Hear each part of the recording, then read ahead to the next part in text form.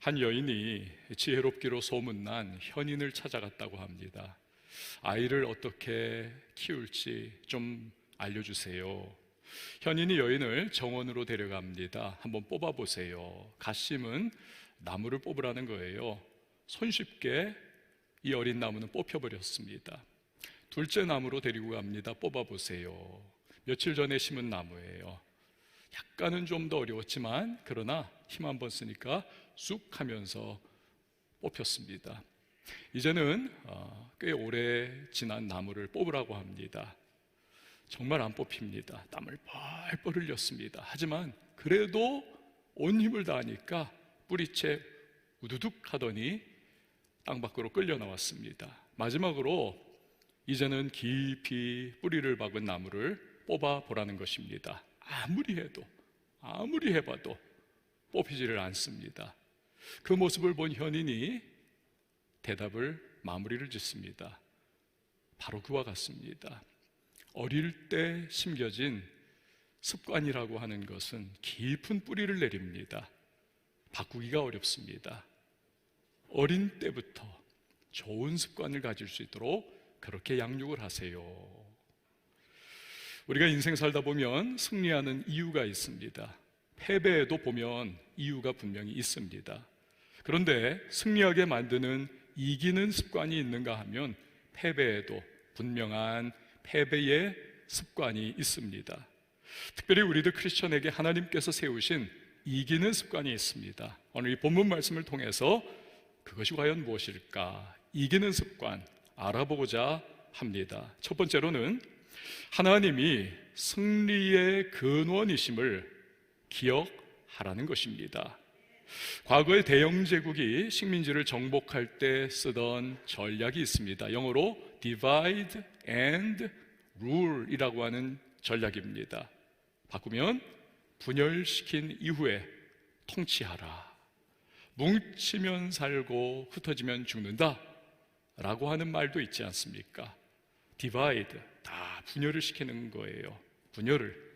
그리고 나서 한쪽을 딱 잡아삼켜버리면 나머지 부분도 야금야금 다 그렇게 rule, 통치하면서 다 잡아먹을 수가 있는 것입니다. 이스라엘의 가나안 정복 전략이 바로 그와 같았습니다. 지도에 나오듯이 동해에서 서로 요단강을 건너 가나안 땅에 들어가는 겁니다. 중부지대죠. 그 중부지대에서 가장 첫 번째 성인 여리고, 두 번째인 아이성을 점령했습니다. 자연히 북부와 남부가 이제는 나누어지는 것입니다. 뭉칠 수 없습니다. 그 이후에 이스라엘은 남부지대를 공략을 하는 것입니다. 이건 한 번에 이루어졌어요. 어떻게 해요? 우리가 지난 시간 배웠지요. 남부에 있는 가나안의 5개국 연합군이 결성이 됐습니다. 기브온이 자기들을 배신하고 이스라엘과 화친조약 맺은 것에 대한 배신, 이제는 심판행위인 거죠. 그 5개국의 연합군, 즉 남부 동맹군을 이스라엘이 한 번에 괴멸을 시켰습니다. 그리고 나서 이제는 마지막으로 북부 지역을 치고 올라가는 것입니다. 이 과정이 바로 오늘 이 본문에 나오는 하솔 왕 야빈이 이끄는 북부 동맹군과의 전쟁의 모습인 것입니다.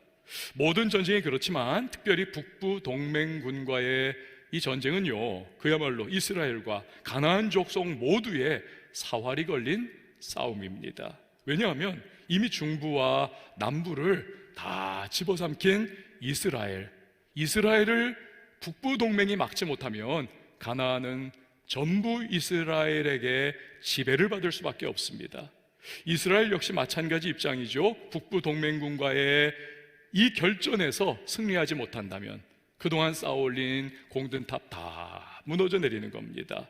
이번 전쟁은 양측 모두에게 가나안의 주인이 누가 될 것이냐, 사활을 건 피할 수 없는 한판 승부, 진검 승부가 되는 것입니다. 문제는 이 북부 동맹군이 지금까지 이스라엘과 싸웠던 그 어느 군대보다도 강력하다는 데 있습니다. 일단 앞에서 이끄는 도시국가 하솔 하나만 하더라도 이게 어마어마합니다. 여리고 성의 25배 규모의 그러한 대단한 도시국가예요. 이스라엘로서는 이 하솔 하나만도 사실은 버거운 것입니다. 자, 그런데 4절에서 5절을 보면 북부 동맹군의 전력이 이게 엄청난 거예요. 보십시오. 그들이 그 모든 군대를 거느리고 나왔으니 백성이 많아 해변의 수많은 모래 같고 말과 병거도 심히 많았으며 이 왕들이 모두 모여 나와서 이스라엘과 싸우려고 메론 물가에 함께 진쳤더라. 가나안이 지금 북부 동맹으로 규합이 됐는데 해변에 많은 모래 같더라. 엄청난 거죠. 말과 병거도 어마어마했다. 가나안 중부나 남부 지역은 산지입니다. 그러니 백병전을 치르는 겁니다. 보병 위주의 싸움입니다. 그러나 북부 지역은요, 평지가 대부분입니다. 그래서 이 북부 동맹군은 강력한 기마 부대와 병거 부대를 동원을 한 것입니다. 보병으로만 이루어져 있는 가나안으로서는 이 병거 부대까지 동원한 이 가나안 북부 동맹군을 도저히 사실 현실적으로는 극복할 수가 없는 겁니다. 1세기의 유대 역사가 요세푸스라고 하는 분에 따르면 당시에 북부 동맹군이 동원한 숫자는 보병만 30만 명이었다. 기병이 10만 명이었다. 그리고 2만 대의 병거를 동원을 했다라고 합니다. 그러니까 어마어마한 숫자로 파죽짓에 밀고 들어오려고 했던 거지요. 절체절명의 전쟁을 앞두고 두려워하는 여호수아에게 하나님께서 그런데 말씀을 주세요. 6절 말씀 보십시오. 여호와께서 여호수아에게 이르시되 그들로 말미암아 두려워하지 말라. 내일 이맘때에 내가 그들을 이스라엘 앞에 넘겨주어 몰살시키리니. 이 전쟁의 결과는 말씀하신 그대로 이루어졌습니다. 우리 8절 말씀 같이 읽어볼까요? 시작. 여호와께서 그들을 이스라엘의 손에 넘겨주셨기 때문에 그들을 격파하고 큰 시돈과 미스르본 마임까지 추격하고 동쪽으로는 미스바 골짜기까지 추격하여 한 사람도 남기지 아니하고 쳐 죽이고. 여러분, 이처럼 이스라엘의 승리의 군원은 누구에게 달려있는가? 오직 하나님께 달려있더라는 것입니다. 이 사실 기억한다면 이스라엘은요, 적군이 아무리 해변의 모래와 같다 할지라도, 아무리 적군의 위세가 위풍당당하다 할지라도 두려워할 필요가 없는 겁니다. 하나님하고의 여러분 적군은 싸우고 있는 거예요. 움츠러들지 않을 수 있는 겁니다. 근데 놀라운 것은요, 이러한 이스라엘의 하나님만을 의지하는 믿음이 이게요, 수천 년을 거쳐 내려와도 이 이스라엘 유대 백성들의 영적 DNA와 같이 이 심상 가운데 있더라는 겁니다. 1967년 6월입니다. 이스라엘과 아랍의 3차 중동 전쟁이 발발을 합니다. 그 당시에 이스라엘은요, 인구가 이 아랍 세계 전체와 싸우는 거기 때문에 100배가 넘는 적군과 지금 전쟁을 해야만 하는 겁니다. 말이 안 되는 거예요. 그런데 이스라엘 총사령관이었던 모세 다얀이라고 하는 장군이 전혀 주눅이 들지 않습니다. 우리에게는 반드시 승리할 수 있는 무기가 있다. 전 세계가 다 뭐라고 생각했냐면, 저 유대인들이 머리가 굉장히 똑똑하니까 분명히 이 전쟁에 핵무기를 미리 준비를 했을 거다. 어쩌면 수소폭탄까지도 다 완비가 되어 있을지 모른다. 그러나 뜻밖에도 이 모세 다얀 장군이 말을 잇습니다. 우리의 무기는 바로 시편 121편에 나오는 하나님의 말씀이다. 내가 산을 향하여 눈을 들리라. 나의 도움이 어디서 올까? 나의 도움은 천지를 지으신 여호와에게서로다. 이 하나님의 말씀, 도움의 하나님이 우리 하나님이라고 하는 것이 그들의 가장 큰 무기라는 거예요. 그런데 이 믿음대로 전쟁의 단 6일 만에 이스라엘의 압도적인 승리로 끝이 나죠. 이게 세계전쟁사의 유명한 사건인 6.1 전쟁 아닙니까? 대단한 믿음인 거죠, 이 사람들. 여러분, 우리도 살면서 감당하기 어려운 인생 문제와 고난과 위기라고 하는 가나안 북부 동맹군과 싸워야 할 때가 있습니다. 적이 너무 강해 보여요. 문제가 너무 커 보입니다. 나는 너무 연약해 보이고 나는 너무 작아 보입니다. 두려움에 사로잡히고 좌절감이 밀려오고 포기하는 게 낫지 않을까 싶을 때가 있습니다. 그러나 우리 반드시 기억하십시다. 승리는 나의 조건이나 현실 둘러싸고 있는 상황에 달린 것이 아닙니다. 여러분, 승리는 어디에 있습니까? 승리는 하나님께 달려 있음을 믿으시기를 바랍니다. 우리가 이 분명한 믿음을 가지고 있다면 주눅들지 않을 수 있습니다. 아울러서 이 믿음이 우리에게 있을 때는요, 우리가 크고 작은 승리를 거두었을 때 교만하지 않을 수 있어요. 우쭐하지 않을 수 있습니다. 왜? 승리의 기원이 어디에 있는가? 내가 아닌 것입니다. 하나님인 겁니다. 늘 겸손하게 또 이 믿음이 우리에게 있을 때 우리는요, 기도하지 않을 수 없습니다. 주여, 어렵습니다. 적이 너무 강합니다. 내 인생에 가나안 북부 동맹군이 너무너무 파죽지세로 내 인생에 밀고 들어오는데 주여 도와주세요. 우리는 끊임없이 기도하지 않을 수 없습니다. 이처럼 교만하지 않고 겸손히 행하면서 기도할 때 전능하신 우리 하나님께서는 우리의 삶에 반드시 계속적인 승리를 주시는 은혜의 선순환이 이루어질 줄 믿습니다. 두 번째는 이기는 습관, 장점으로 일하라는 것입니다. 장점으로 일하라. 여호수아와 이스라엘이 가나안 북부 동맹군과 전쟁을 할 때 쓴 전략이 무엇입니까? 7절 말씀 우리 같이 한번 읽어보시죠. 시작. 이에 여호수아가 모든 군사와 함께 메론 물가로 가서 갑자기 습격할 때에, 아멘, 한마디로 기습공격이라는 것입니다. 기습공격. 이스라엘은요, 군사 경험이나 무기 체계가 이건 턱없이 떨어집니다. 그 부분이 그들의 치명적 약점이에요. 이 약점 극복해야만 합니다. 그런 점에서 이 기습공격은 약자가 강자를 뛰어넘을 수 있는 가장 효과적인 전략입니다. 지난주에 우리가 보았듯이 이스라엘이 가나안 5개국 연합군, 즉 가나안 남부 동맹군과 싸울 때에 바로 이 기습공격으로 승리하지 않았습니까? 그렇게 일종의 노하우가 생겼다고 할 수 있는 것이죠. 오늘 북부 동맹군과의 전쟁에서도 같은 전략을 쓰는 겁니다. 잠언 24장 6절에 말씀을 떠올리게 하는 거죠. 너는 전략으로 싸우라. 승리는 지략이 많음에 있느니라. 전략으로 싸우라. 승리는 지략이 많음에 있다. 이처럼 이스라엘은 하나님께서 승리를 약속하셨다고 해서 대충대충이 아닙니다. 그냥 무턱대고 돌격 앞으로가 아니에요. 그들의 지략을 사용하고 하나님이 주신 선한 이성을 활용을 하는 것입니다. 그분의 말씀을 의지한 채 장점을 최대한 선용을 하는 것이죠. 활용을 하는 것입니다.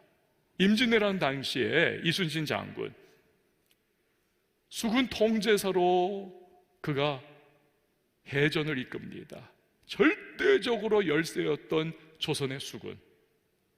그러나 왜군과의 전쟁에서 23전 23승이라고 하는, 이건 세계 해전사에 빛나는 그러한 승리를 이끄는 거 아닙니까? 심지어 명량해전 어떻습니까? 단 12척으로 10배가 넘는 133척의 이 외선을 격파를 해버리지 않습니까? 승리해요.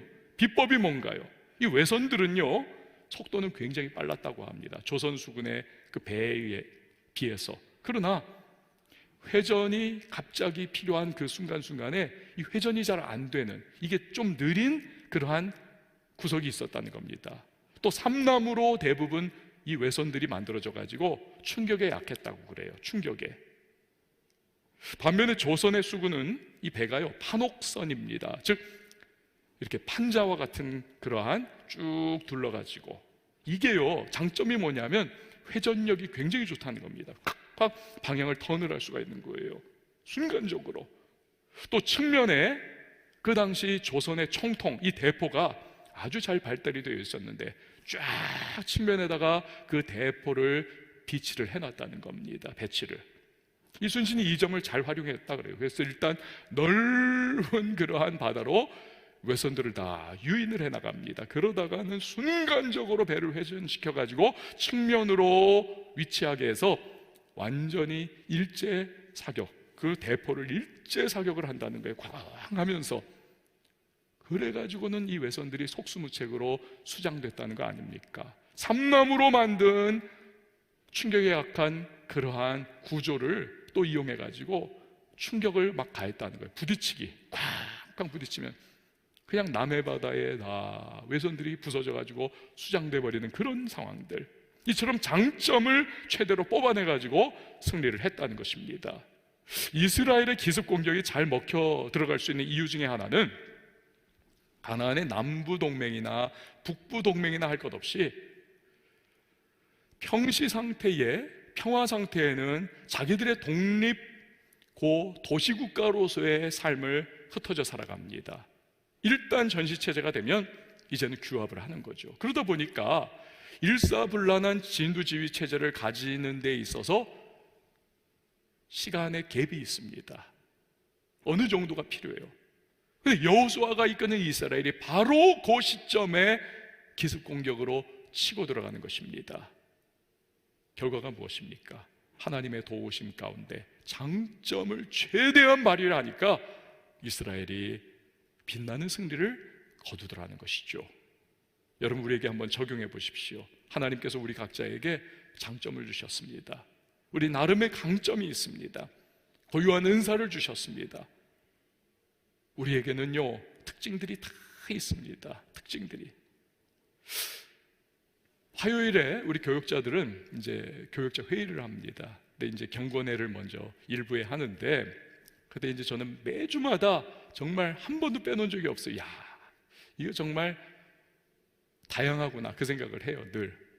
언제냐면 찬송가 부를 때입니다. 찬송가 부를 때. 이 성대가 이제 높은 음역대를 가지고 있는 뭐 테너와 뭐 소프라노 이런 분들, 교육자들, 또 저는 이제 바리톤이니까 바리톤이나 뭐 베이스 같은 그런 낮은 음역대를 비교적 가지고 있는 교육자들, 뭐 알토 이런 분들은 이게 하이로 올라가면 목소리가 잘 안 나와요. 막 그냥 너무 힘듭니다. 그런데 테너나 소프라노 가지고 있는 그런 분들은 그래도 쭉쭉 나와요. 그렇게 부러운 겁니다. 참 부럽다. 그런데 조금 시간이 지나가지고 이제 노래가 낮을 때가 있습니다. 축 밑으로 내려갈 때. 그때 되면요, 저 같은 경우는 좀 의외로 수월합니다. 그런데 테너를 부르는 사람들은 이 목소리가 잘 안 나와요. 그래가지고는 고전하는 거를 봅니다. 그러면서 야, 참 다양한 그러한 장점과 또 특징들을 하나님이 우리에게 주셨구나, 그 생각을 해요. 전에 동물의 왕국에서 사자가 치타를 사냥을 하는 것을 보았습니다. 여러분, 치타는요, 동물 중에서 가장 주파 능력이 빠르지 않습니까? 제일 빨리 달리는 동물. 근데 이 사자가 절대로 달리기에서는 치타를 이거 잡아먹을 수가 없어요. 잡아먹습니다. 어떻게 하느냐 하면 몰래 이 사자가요, 땅바닥을 기어가지고 근접거리까지 다가갑니다. 치타는 몰라요. 일정 거리 안에 딱 들어올 때 이 사자는 근접 상황 속에 일정 거리까지 단거리 주파 능력이 굉장히 뛰어납니다. 죽을 힘을 다해가지고 막 뛰어가는 거예요. 그때 치타가 딱 늦게 발견해요. 아무리 달리려고 해도 이 가속이 안 붙어가지고 결국 목덜미를 물려버리는 것입니다. 사자가 여러분, 단거리 주파 능력이 뛰어난 것, 이 장점을 활용하는 거죠. 가속이 일단 붙어버리면 잡아먹을 수가 없어요. 그러나 자기의 장점을 최대한 발휘해가지고 사냥에 성공을 하는 것이죠. 신기하더라고요. 우리는 하나님께서 주신 장점으로 일해야만 합니다. 노래 은사가 없어요.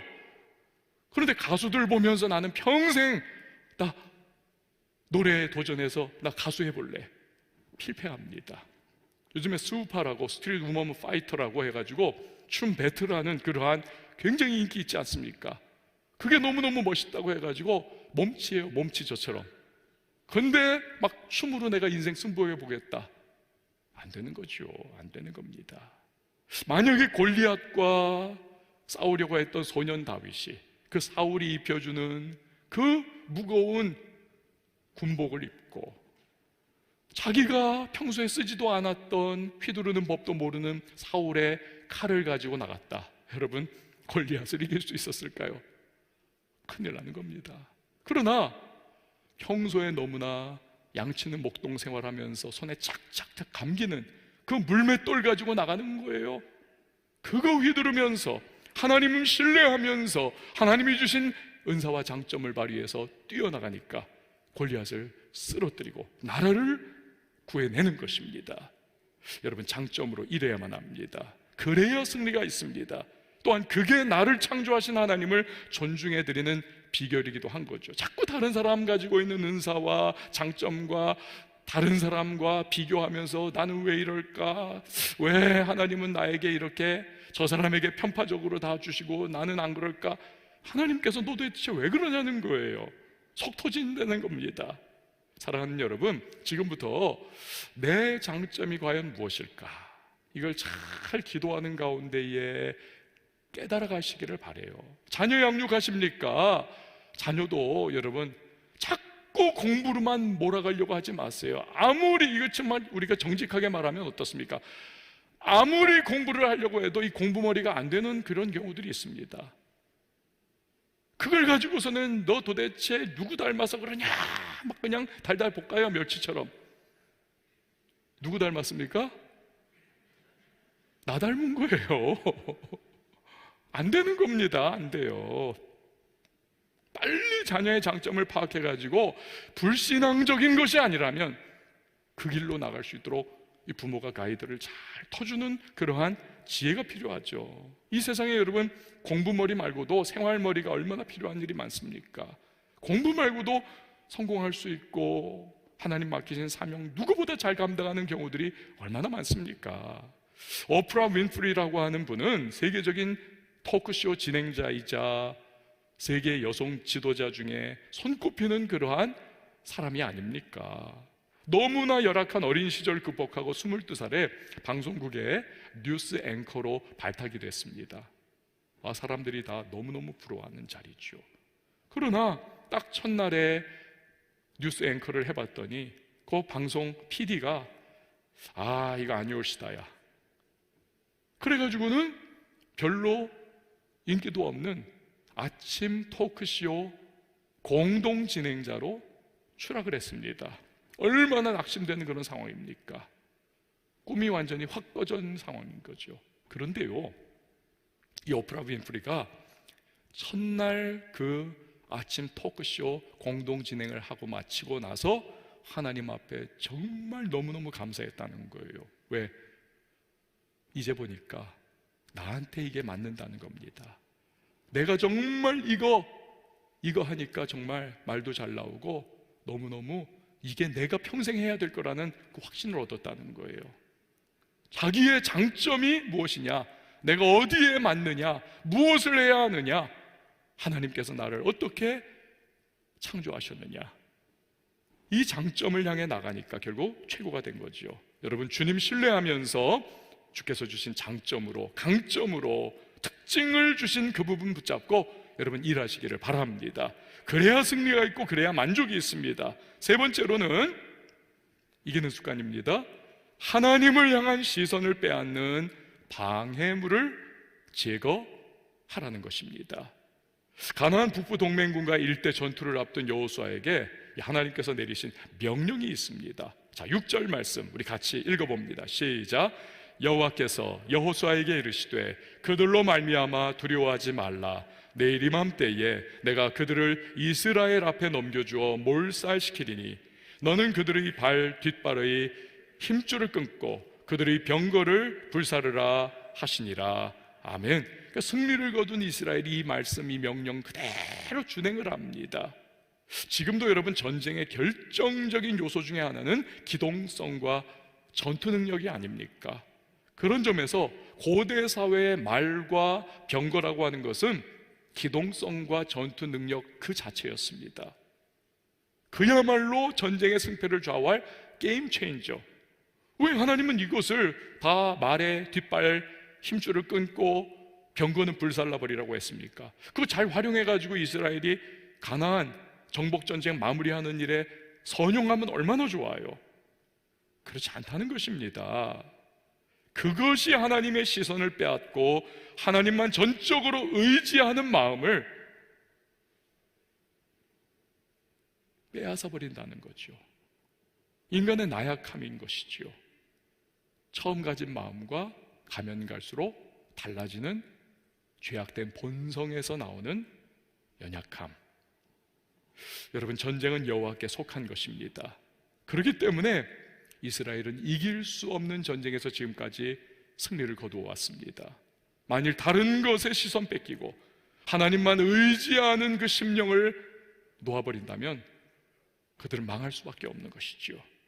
다른 모든 것은 이스라엘에게는요, 하나님 의지하는 데 있어서, 하나님만을 바라보는 데 있어서 방해물입니다. 그 제거하라는 것입니다. 아깝고 아쉬워도. 다윗이 시편 20편 7절에서 한 고백을 보세요. 어떤 사람은 병거, 어떤 사람은 말을 의지하나 우리는 여호와 우리 하나님의 이름을 자랑하리로다. 저를 한번 따라서 우리 같이 한번 읽어봅니다. 시작.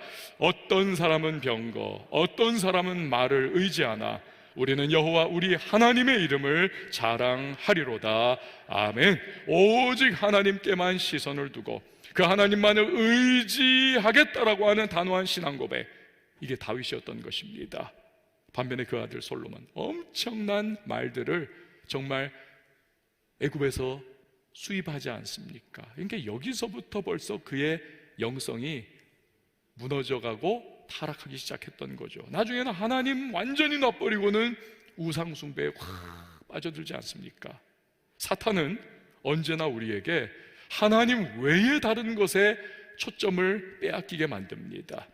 자꾸만 그게 얼마나 좋은지, 그게 얼마나 달콤한지 계속 속삭이면서 우리를 유혹을 합니다. 첫사람 아담 때부터 그렇지 않았습니까? 심지어는 너 선악과 따먹으면 하나님같이 될 거야, 막 과장하고 포장을 해가지고 유혹을 하지 않습니까?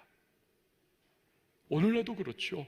돈이 그렇고 명예가 그렇고 인간적인 수단과 방법, 이런 것들,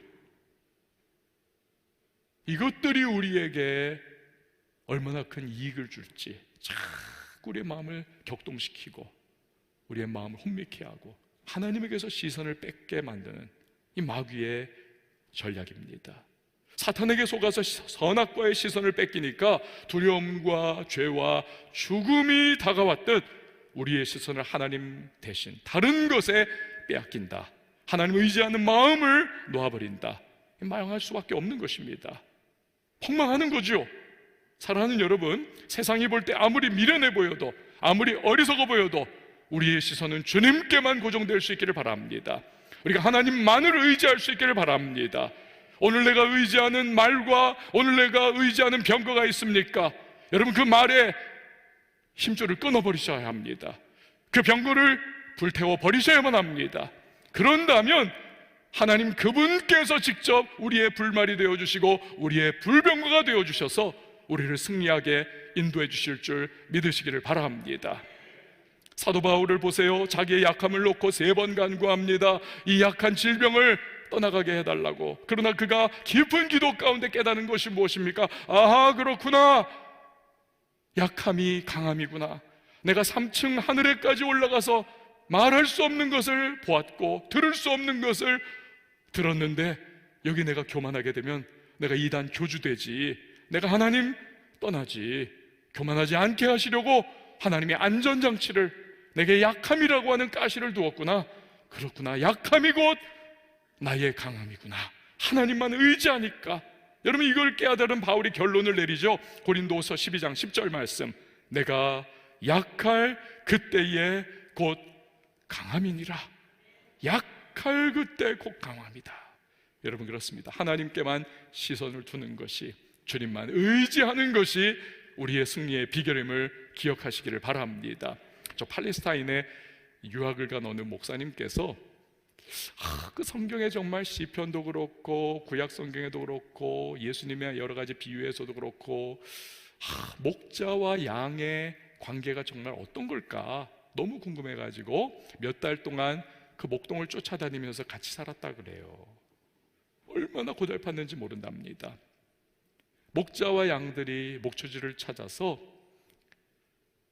적어도 몇 개월 그렇게 꼴을 찾아서 계속 이동하는 3D 업종 중에 3D 업종.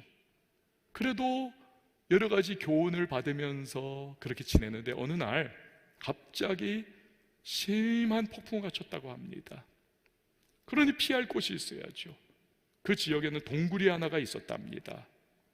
너도 나도 다 목자들마다 양떼를 데리고 그 동굴로 들어갑니다. 들어가니까 이 뭐 그냥 수백 마리의 양들이 다 그냥 다 뒤섞여 버리고 어느 놈이 우리 놈인지 다 모르는 거예요. 막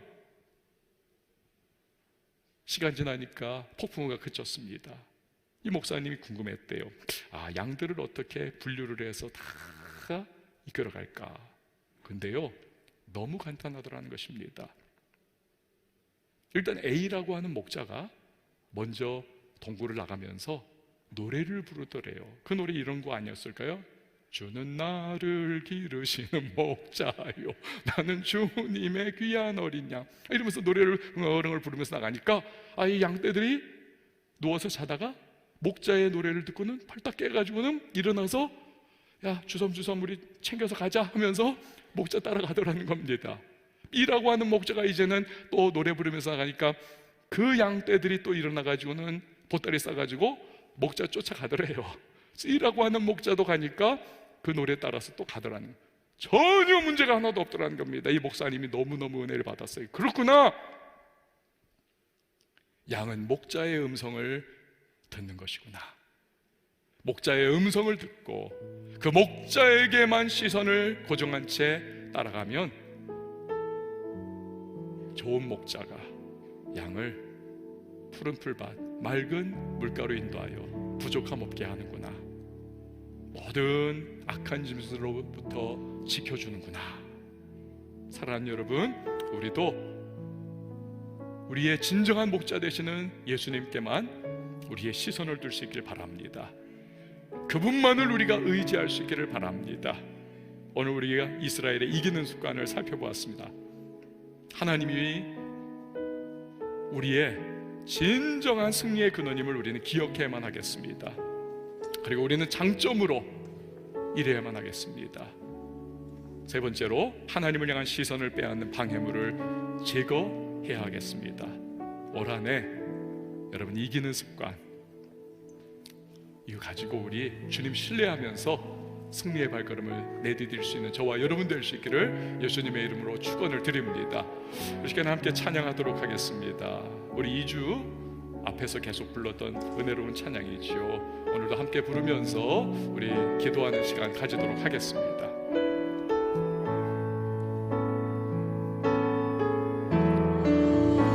주께서 주신 모든 시간 헛된 것 없네.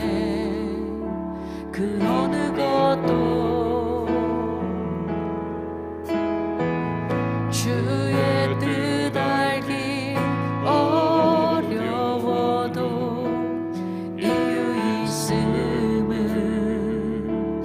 알기 원해. 나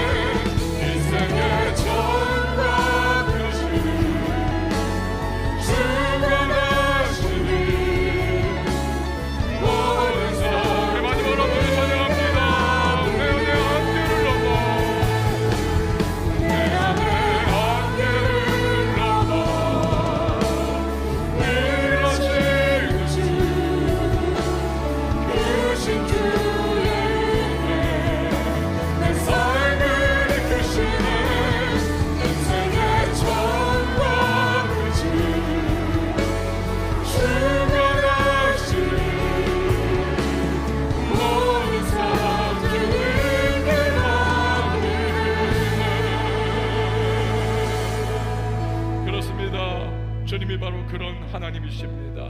우리에게 승리를 주시는 전능하신 하나님, 그분이 우리의 승리의 근원임을 여러분 꼭 기억하는 한 해 되기를 바랍니다.